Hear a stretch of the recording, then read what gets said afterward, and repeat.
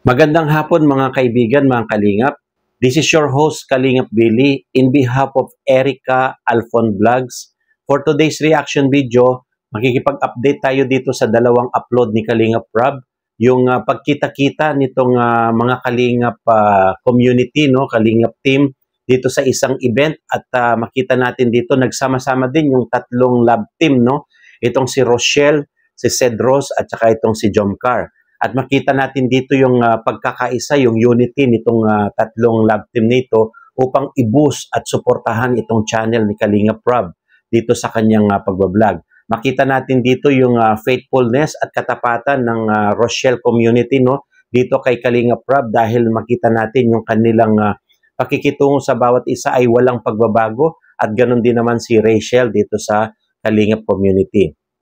At mapapansin ninyo dito mga kaibigan, mga Kalingap, nagbigay ng mga highlights, no, dito sa vlog na ito, yung pagsama-sama nitong tatlong love team na ito. At makita natin sa bandang huli, si Kalingap Rob at ang kanyang misis, no, nagpakita din ng suporta dito sa mga love team na ito dahil sila po yung naging role model nitong mga love team na ito sa Kalingap community. Kaya makita natin dyan mga kaibigan, mga Kalingap, mapapanood natin itong update na ito sa vlog ni Kalingap Rob dito sa pagsama-sama ng tatlong love team. Panoorin po natin.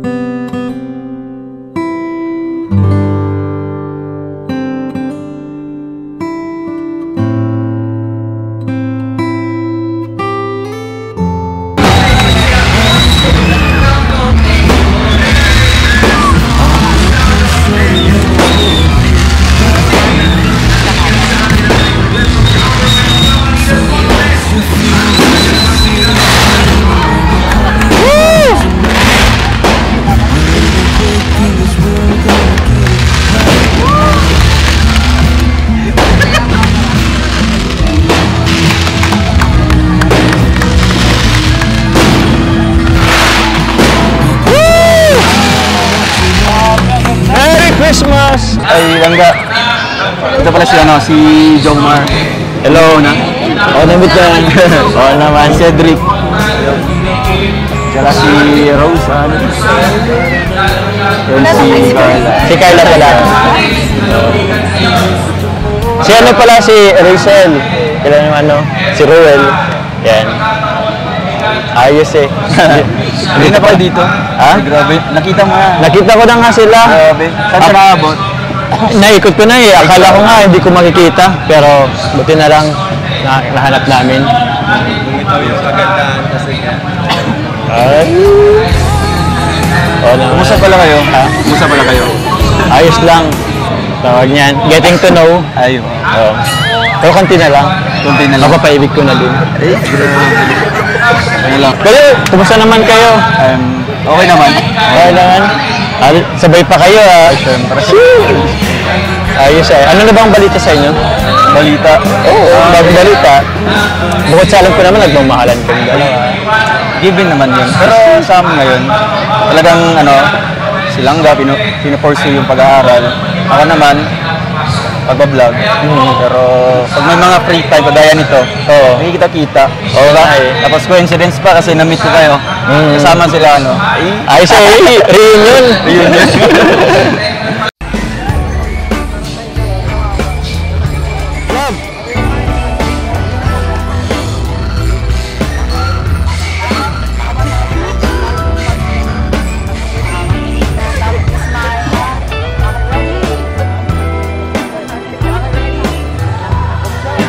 Merry Christmas, baby. Reindeer's coming out to play. Santa Claus is back in the parade. One more.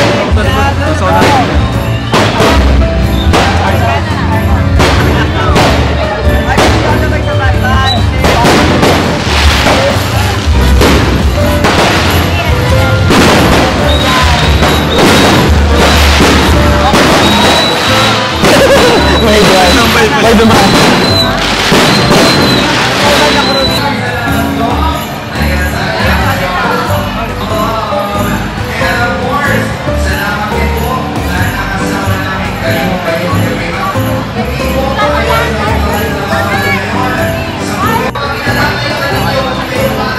Magaling tayo? Ay ba?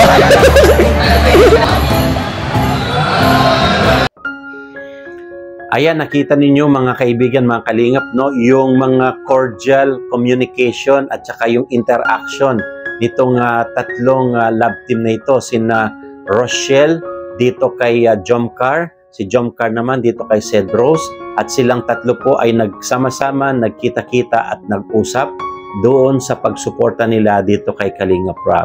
At nakita natin, no, buong-buo po ang Kalingap community, kaya wag po tayong mag-isip ng mga kung ano-anong negative dyan na paghihiwalay ng Rochelle team sa Kalingap community. Hindi po totoo yan, mga fake news po yan.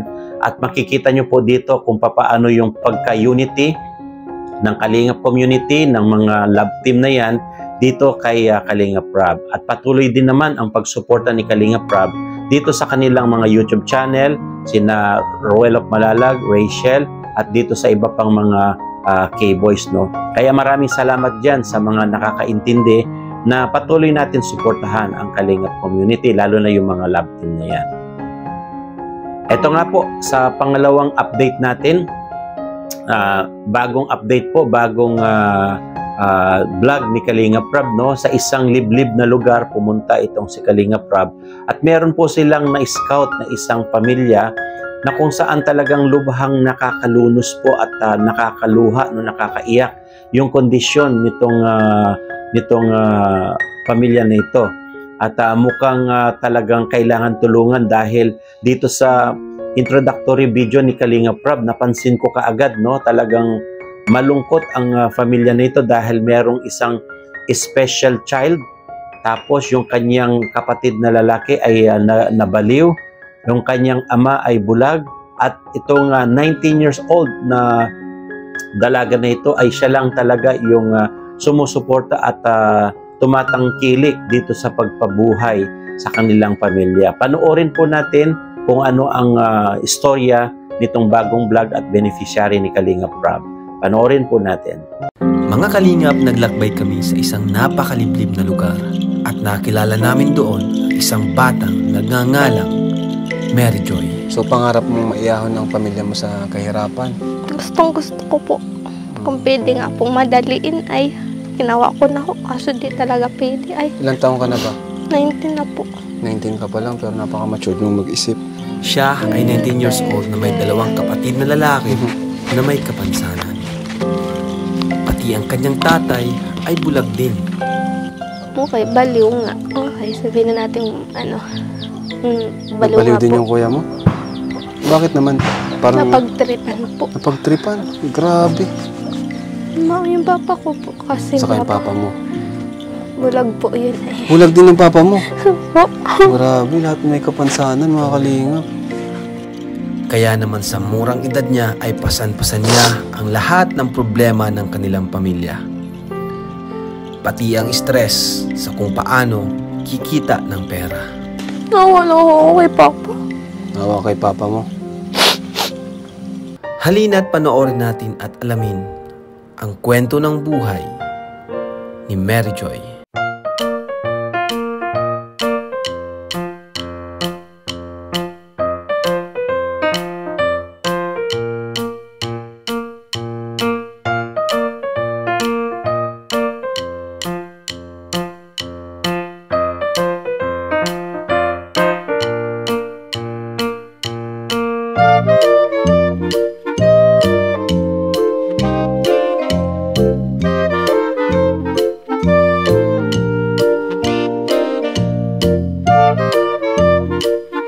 Grabe, ang laki ng bahay nyo ah.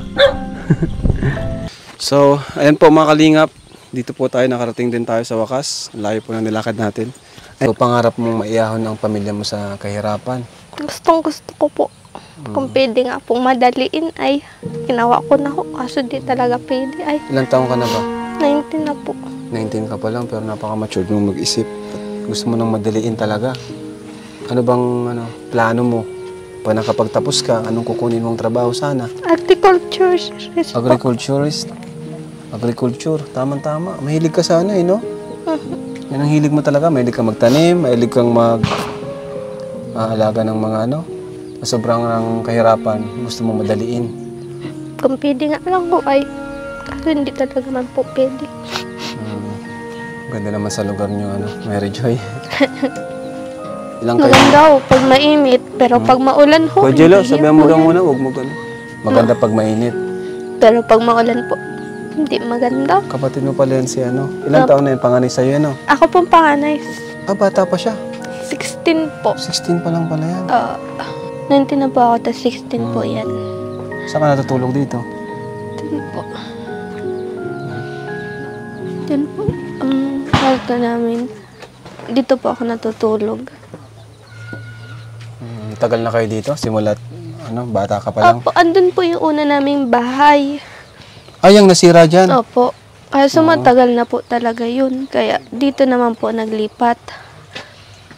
Dun po yung dati namin. Panganay ka ba ngayon? Panganay ka? May kuya pa po ako. May kuya ka pa? Yun po yung medyo okay, baliw nga. Okay, sabihin na natin baliw Baliw nga din po. yung kuya mo? Bakit naman? Parang Napagtripan po. napagtripan? Grabe. Grabe mga kalingap palang buhay ni Mary Joy talagang ang dami nangyari. Kaya pala ikaw na lang talaga yung nakatulong sa magulang mo. Po. Yung papa ko po kasi Saka yung papa mo. bulag po yun eh. Bulag din ng papa mo. Po. Grabe, lahat may kapansanan mga kalingap.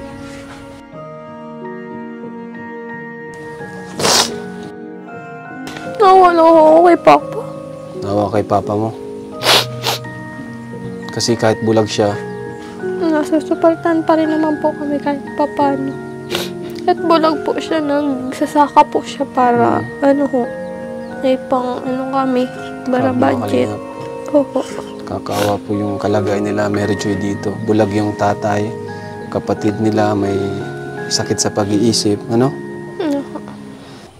Ayan, nakita natin mga kaibigan, mga kalingap, itong isang babae talagang lubos yung kanyang paghihinagpis at pagtangis sa kalagayan nila na sobrang kahirapan talaga. Ngunit ganun pa man, sinisikap niya na mabuhay yung kanyang mga pamilya sa pamagitan ng pagtitinda ng walis tambo, At alam naman natin, ito nga si Rose Ann, nagtitinda rin sila ng walis tingting naman sa Nyog. Ito naman sina Mary Joy, ang pangalan nitong bata na ito, itong dalaga na ito ay si Mary Joy, ay gumagawa naman sila ng walis tambo at ito yung kanilang ginagamit upang kumita, binebenta nila yung walis tambo na yan upang kumita.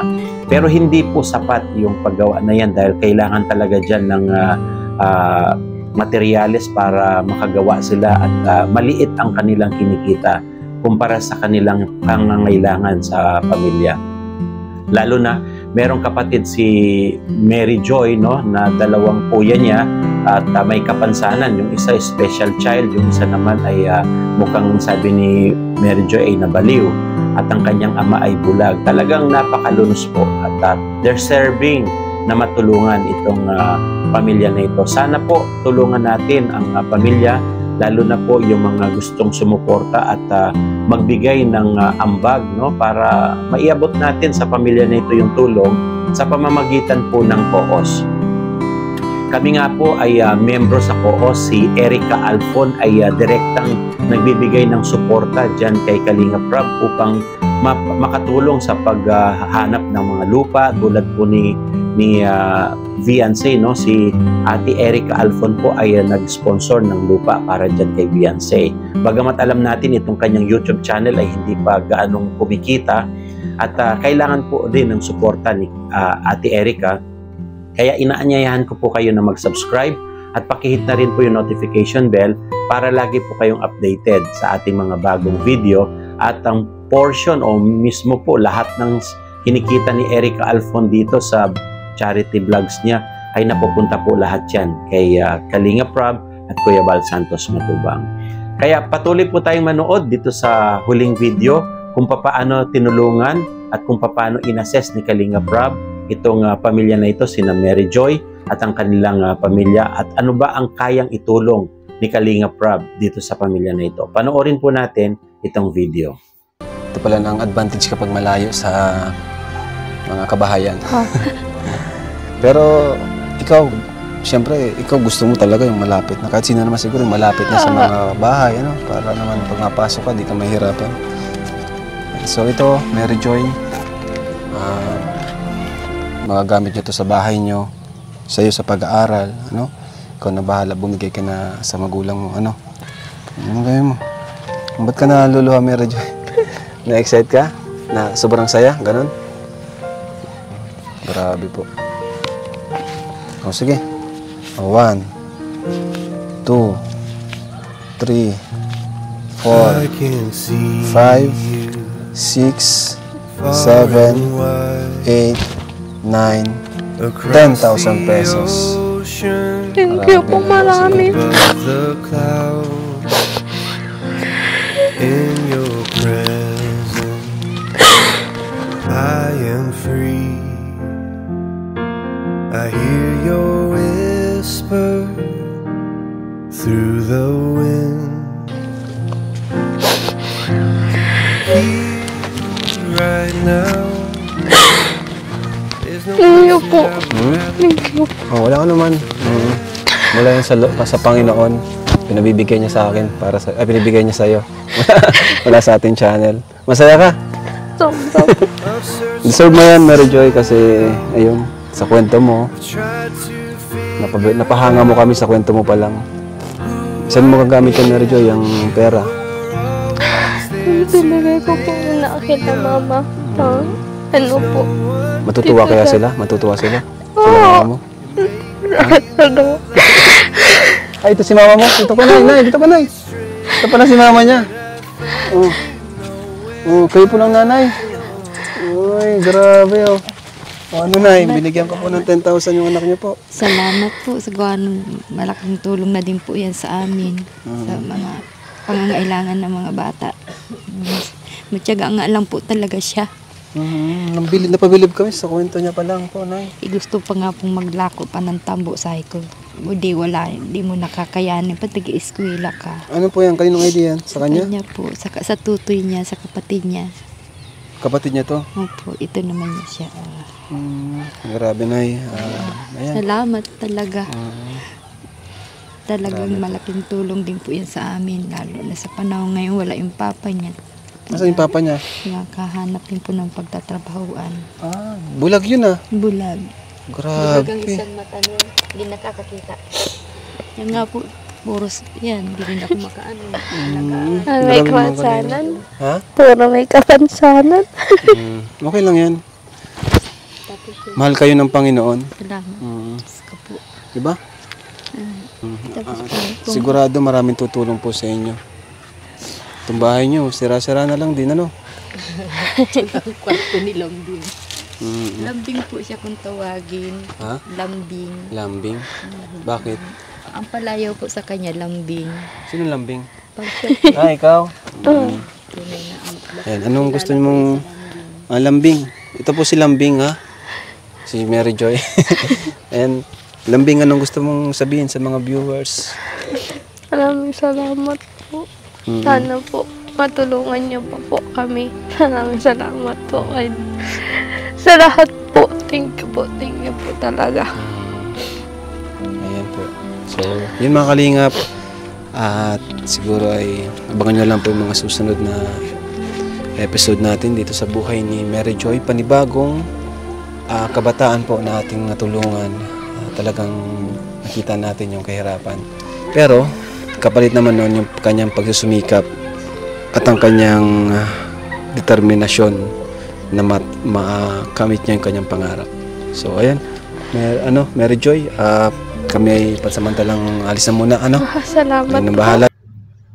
Ayan mga kaibigan, mga kalingap, no? Ito nga pala ay isa sa mga kaibigan ni Vianse. Kita nyo po, no, yung pagdudugtong-dugtong ng mga beneficiary nito. Talagang kawawa po ang pamilya nito.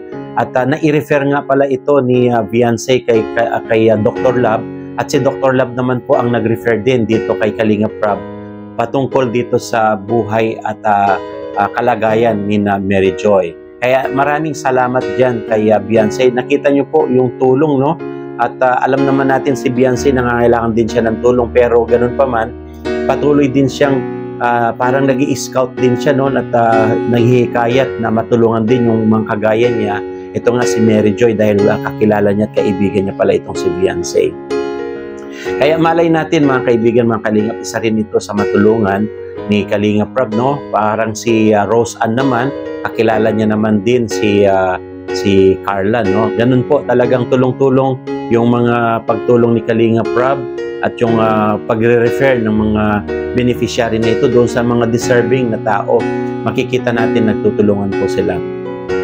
Kaya mga kaibigan, mga kalingap, yung kabuuan ng video na ito, pwede ninyong panoorin doon sa vlog ni Kalingap Rab sa kanyang YouTube channel para maintindihan nyo po yung kabuuan ng vlog na yon. Dahil dito po sa vlog na ito ay nire-react po namin yung mga highlights, no, ng video na yan. Kaya patuloy po natin suportahan mga kaibigan, mga kalingap, at patuloy natin panoorin at wag pong i-skip yung mga ads para hindi po tayo para magkaroon po tayo ng mas malaking revenue at magkaroon po ng magandang tulong sa mga Kalingap community, sa mga beneficiaries ni Kalingap Rab at saka ni Kuya Bal Santos Matubang. Maraming salamat po sa panonood. Nawa makapag-subscribe po kayo dito sa channel ni Erica Alfon Vlogs. At hanggang sa muli, ito po ang inyong lingkod, Kalingap Billy. In behalf of Erica Alfon Vlogs, see you on our next video.